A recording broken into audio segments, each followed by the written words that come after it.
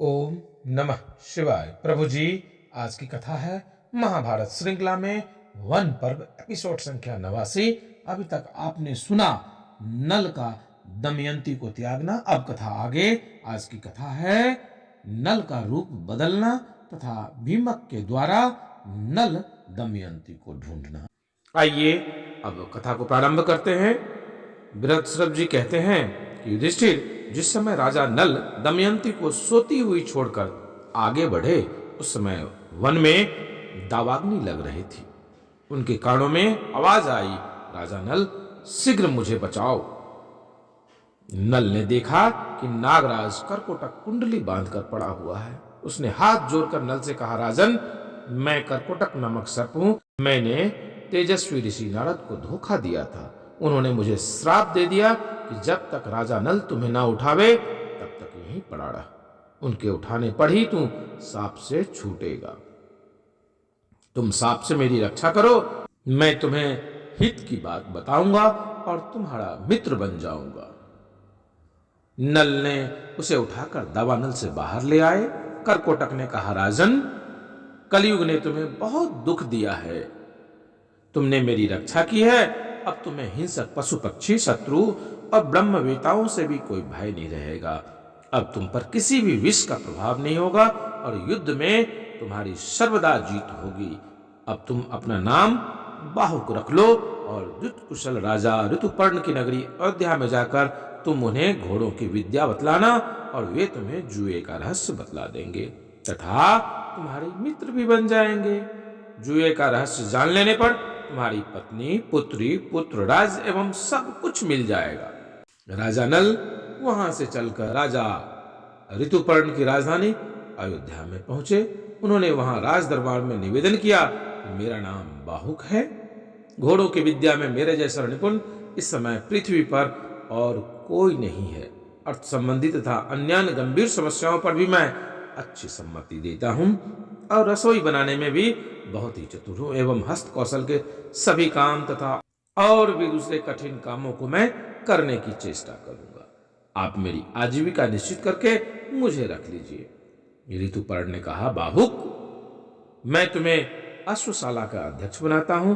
तुम्हें हर महीने सोने की 10,000 मुहरे मिला करेंगी। इसके अतिरिक्त वार्ष्णे और जीवल हमेशा तुम्हारे पास उपस्थित ही रहेंगे। तुम आनंद से मेरे दरबार में रहो। राजा ऋतुपर्ण से सत्कार पाकर राजा नल बाहुक के रूप में वार्ष्णे और जीवल के साथ अयोध्या में रहने लगे। जब विदर्भ नरेश भीमक को यह समाचार मिला कि मेरे दामाद नल राज्यच्युत होकर मेरी पुत्री के साथ वन में चले गए हैं, तब उन्होंने ब्राह्मणों से कहा कि आप लोग पृथ्वी पर सर्वत्र जाकर नल दमयंती का पता लगाइए और उन्हें ढूंढ लाइए। तब सुदेव नामक ब्राह्मण नल दमयंती का पता लगाने के लिए चेदी नरेश की राजधानी में गया। उसने एक दिन राजमहल में दमयंती को देख लिया। सुदेव दमयंती के पास गया और बोला, विदर्भ नंदिनी, मैं तुम्हारे भाई का मित्र सुदेव ब्राह्मण हूं। राजा भीमक की आज्ञा से तुम्हें ढूंढने के लिए यहां आया हूं। तुम्हारे माता पिता और भाई सानंद हैं। तुम्हारे दोनों बच्चे भी विदर्भ देश में सकुशल हैं। दमयंती ने ब्राह्मणों को पहचान लिया।